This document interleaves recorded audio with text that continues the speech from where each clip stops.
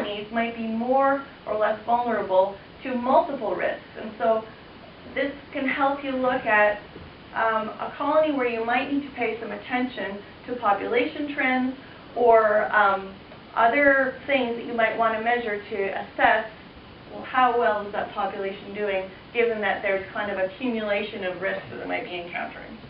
And they're all risks from man's activity. How about natural predation? Yeah. Natural predation? Yeah, or natural events, weather storms. Yeah, I haven't talked any about some of those things I brought up at the beginning, like shifts in food webs and changes in climate, which are certainly going to impact those birds. And those things might have synergistic effects with some of these other risks as well. So there might be an accumulation of all kinds of things, and it's hard to tease out what's causing what. But you're right, those are some things. Those are not all the things that pose a risk to seabirds. So I've only got a couple more things to say about this. Let's do a thought experiment where you look at the proportion of birds that I tracked to all these different regions from their different colonies. So I kind of partitioned the regions out into, let's say we have Davis Strait nearshore zone, Davis Strait shelf zone, Davis Strait oceanic, like right off the shelf. And then here we have Orphan Basin represented in the Grand Bank. So it looked at how many birds were occurring in these different regions. And I looked at all the individuals. If they encountered these areas, I gave them a check for all these different areas. So you see, like birds from the Prince Leopold Islands, individuals have quite a big variety of strategies, and they go to all different regions. So I scaled it up. So if I assume that the proportion of birds tracked to all these different areas is representative of what all the colonies were doing, let's say this is a colony of 100,000 birds, I did the math so that now we have the number of birds, again extrapolated to colony size, and the regions in which they occur during the winter. So this is like potential presence of birds in the ocean in the winter. So we can see some patterns. The Labrador Sea and the Orphan Basin, particularly the oceanic region of the Orphan Basin, like right off the shelf, that's where the majority of the thick-billed murres are going to be congregated in winter. And similarly, for common murres, the shelf of the Grand Bank is the place where there's the highest number of common murres during the winter period. So I think I can say that the relative... That's based on your data or based on all of the data? Like you mean the numbers? Or, so the proportion tracked is based on my data, and then the numbers is based on just colony census counts. Right. And again, you might be getting at the leap-in assumption there between what I think the birds are doing and assuming that all the other birds of the colony are behaving in a representative way. So that's the jump that I have to make this statement. So I think we can see that the amount of segregation and the relative, again, migratory connectivity among all the different colonies are going to drive differences in risk for the different birds. Okay. So I would say that in a different way. The winter strategy is really supporting both inter- and intraspecific segregation, and this is going to regulate the vulnerability to risk in these birds. So I just want to take a minute and acknowledge all the people that helped me with all of that murre-related work. Lots of great supervisors and colleagues and friends and funding to help that project. So just quickly, this is the last bit of the talk.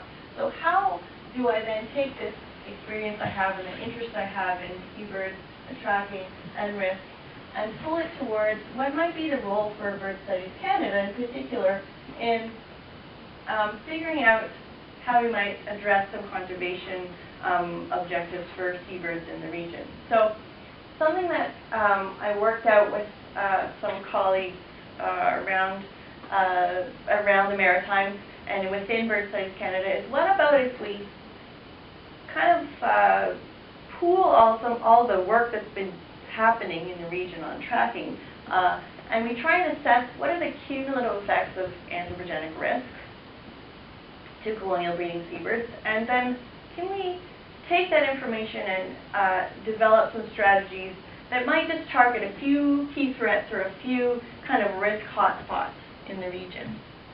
So we have a proposal that was funded. This is the title. It's Risk Hotspot Identification for Birds, and we're basically trying to build a risk analysis for different birds.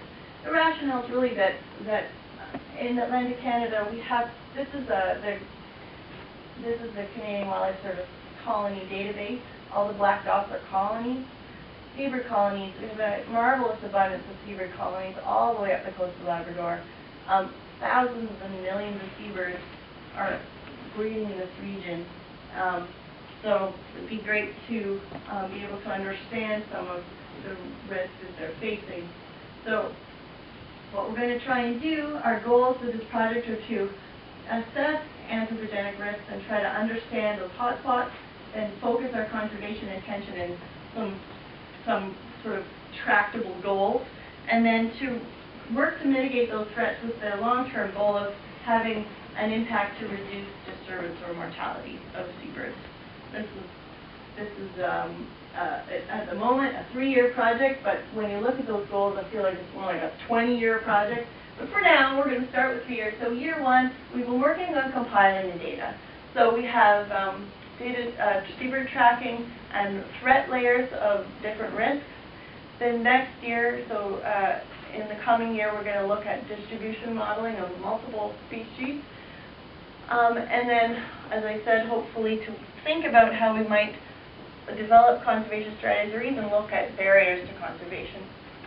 These are some of the risks we already have. We're building an activities layer of different risks to birds in the region.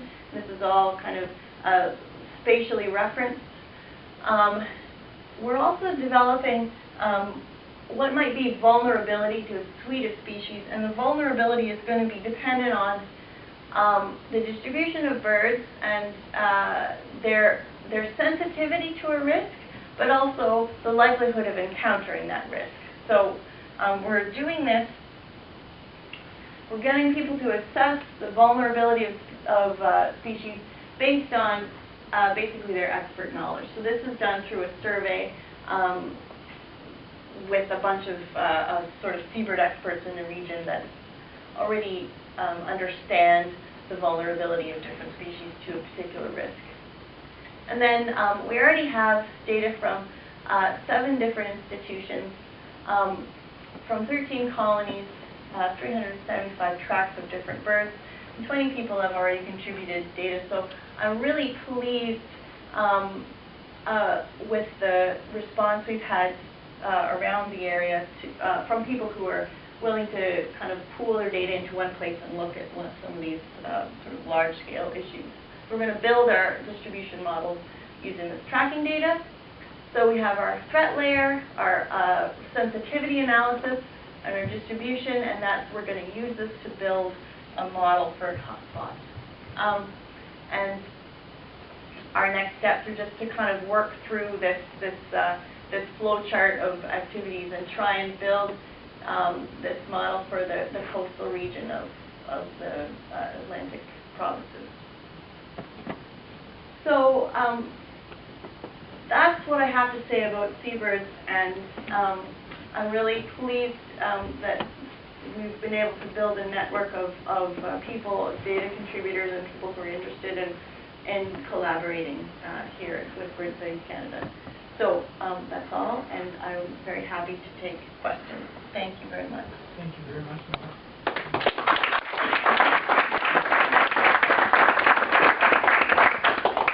Watch your eyes. Okay, we're ready. Oh. Chris? Yeah, looking at your picture for the common and the particular Murres, my sense is that if there were a change in the food distribution, the pit bills would do much better than the common Murres. Is that a fair conclusion? I made that conclusion, so yes, absolutely. That's what I think. I think that the signal Murres are much more flexible in terms of strategy. So foraging strategy, movement strategy, and they're using a much wider distribution of habitats and food sources. So yeah, I think one interpretation is that they're maybe more resilient to risks that might occur in a fixed location, because there's a sort of a wider, you know, a bigger approach to how they might. Yes, those common Murres seem so vulnerable to me. Yes. This is a question from a non-scientist that might be a very obvious answer, but as I followed along, it seemed like for each step in your analysis, there was quite a lot of uncertainty. For example, you showed a map of where people hunt, and basically you had a line around every bit of shoreline in Newfoundland. Yeah. But hunting effort must vary tremendously. Absolutely. And you showed places where there were oil leases, but oil leases are sometimes pursued very actively or even production, or in production. And for almost everything you said, I could look, you know, very small number of birds that you tracked, and so on and so forth. So it seems like you're layering pretty wide uncertainty on pretty wide uncertainty on pretty wide uncertainty, and so I just left at the end of the day questioning how much confidence you have in, you know, it's sort of like you can look at data of a public opinion poll that has 30 people who aren't very randomly selected, and you can say, wow, look, the young people say this and the old people say that, but the data is pretty meaningless in any rigorous sense. So I'm just curious how you work that through. Okay, so for the risk itself, that sort of the exercise of looking at sort of pluses and minuses and where risk is distributed, you're absolutely right. That was sort of, I think, a thought experiment, not meant to be quantitative at all, but meant to be more. We know where the birds are likely to be with some degree of certainty. So that's partly why I use those 50% cores of the spatial distribution. That 50% core kind of leaves out the sort of that 95% confidence interval. It leaves out the sort of less dense areas of occupation. So I'm reasonably confident with that core position of where the birds are. But for the risk, so what we want to do with that last bit that I was saying is really quantify better than just hunting occurs all the way around.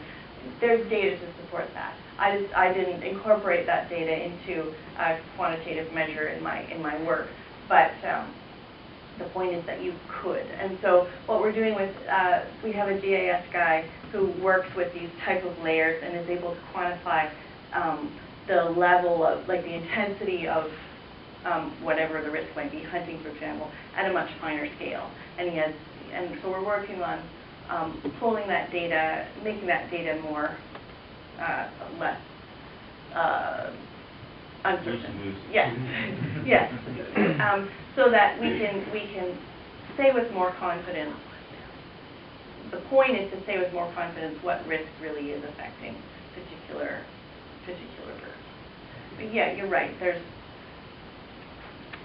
you can go right back to geolocators and talk about uncertainty in location on that data itself. And as a student, you struggle a lot with that. I did have about 200 of those devices that I retrieved. And at some level, you just have to say, this is the best we can do, and we just have to make kind of statements of that don't have a fine resolution implication on them. I don't know if that makes any sense, but yeah. I'm a little unclear about a couple different things. Okay. One is the different risks that you've tabulated, fishing, vessel movements, and hunting, and oil exploration. The four of them, they're not equally, the level of risk is not the same among those four at all. You're right.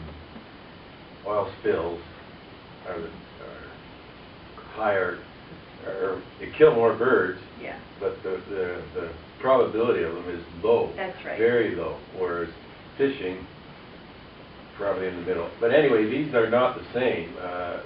They don't have the same weight, that's what I'm trying to say. And it takes, getting into pretty sophisticated multiple regressions to figure out this kind of stuff. And I'm a little worried about where the data's coming from, but anyway, I sort of support what someone was saying. The other issue I don't see here at all is climate change. And if CWS has shown anything over the last while, it's that gannets are in dire straits, and it doesn't seem to be much question why. That is climate change. The temperatures are changing, the fish composition is changing, and they're having to go further afield, and so on and so on. So if you look at these models and you start looking at temperature changes over the next 50 years, these are not going to be localized temperature changes. These are going to be cover that whole area. And so when silversides or some of these other smaller forage fish start moving north, presumably, or die, I don't see you picking this up at all in the kind of, you seem to be focused on traditional human disturbances, which strike me as pretty low scale in impact compared to what we're about to see in the next 50 years. Yeah, I know. It's really, it's because it's very challenging to quantify what are the multiple effects of climate change on the food web, on the so sort of immediate effects of changes in the food web on those species. You know, at the breeding colonies, you may know at Cape St. Mary's in Newfoundland, we've had, there's been 3 years in the last 5 where those birds have completely abandoned their chicks, which is unheard of. And the idea is that they just are having to go farther to find their food, and there's you know, shifts in that food web. So that's a